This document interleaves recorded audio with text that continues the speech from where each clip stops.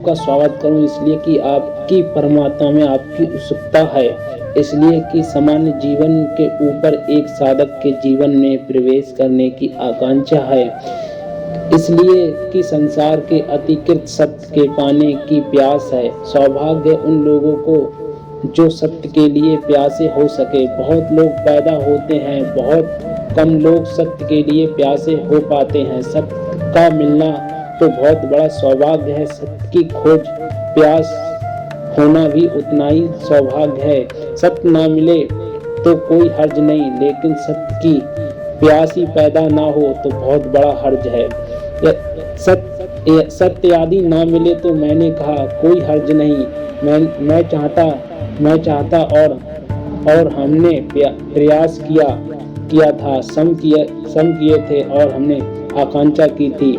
हमने संकल्प बांधा था और हमने जो हमसे बन सकता था वह हमने किया था।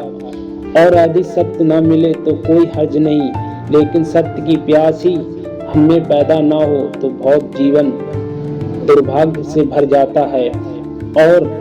और मैं आपको यह भी कहूँ कि सत्य को पा लेना उतना ही महत्वपूर्ण नहीं जितना सत्य के लिए ठीक अर्थों में प्यासे हो जाना है। वह भी एक आनंद है जो शूद्र के लिए प्यासा होता है। भय शूद्र को पाकर आनंद उपलब्ध नहीं कर पाता। जो विराट के लिए प्यासा होता है, भय उसे ना पा सके तो भी आनंद से भर जाता है। इसे पुनः दोहराऊं, जो शूद्र के लिए आकांक्षा करे, भय अगर शूद्र को पा भी ले तो भी उसे कोई शांति आनंद उपलब्ध नहीं होता। और जो विराट की अभिलाषा से भर जाए, भय अगर विराट को उपलब्ध ना भी हो सके तो भी उसका जीवन आनंद से भर जाता है। जिन अर्थों में हम श्रेष्ठता की कामना करने लगते हैं, उन्हीं अर्थों में हमारे भीतर कोई श्रेष्ठ पैदा होने लगता है। कोई परमात्मा या कोई सत्य हमारे बाहर हमें उपलब्ध नहीं होगा, उसके बीज हमारे भीतर हैं और वे विकसित होंगे, लेकिन वे तभी विकसित होंगे जब प्यास की आग और प्यास की तपिश और प्यास की गर्मी हम पैदा कर सकेंगे।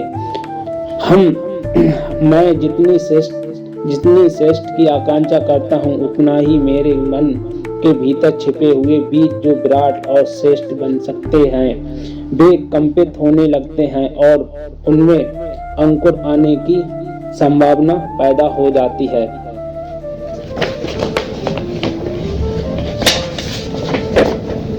जब आपके भीतर कभी यह ख्याल भी पैदा हो कि परमात्मा को पाना है, जब कभी ख्याल पैदा हो कि शांति को और सत्य को उपलब्ध करना है, तो इस बात को स्मरण रखना कि आपके भीतर कोई बीज अंकुर होने को उत्सुक हो गया है।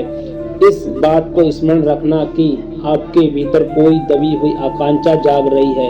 इस बात को स्मरण रखना कि हम महत्वपूर्ण आंदोलन आपके भीतर हो रहा है। हम आंदोलन को हमें संभालना होगा, उस आंदोलन को सहारा देना होगा, क्योंकि बीज अकेला अंकुर बन जाए इतना ही काफी नहीं, और भी बहुत सी सुरक्षाएं जरूरी हैं। और जीवन और बीज अंकुर बन जाए इसके लिए बीज की क्षमता काफी नहीं और बहुत सी सुविधाएं भी जरूरी हैं। जमीन पर बहुत बीज पैदा होते हैं, लेकिन बहुत कम बीज वृक्ष बन पाते हैं।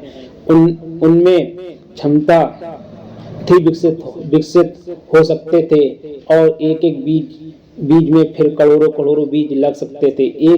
एक छोटे से बीज में इतनी शक्ति है कि एक पूरा जंगल उससे पैदा हो जाए। एक छोटे से बीज में इतनी शक्ति है कि सारी जमीन पर पौधे उससे पैदा हो जाएं, लेकिन यह भी हो सकता है कि इतनी विराट क्षमता, इतनी विराट शक्ति का बीज नष्ट हो जाए और उसमें कुछ भी पैदा ना हो।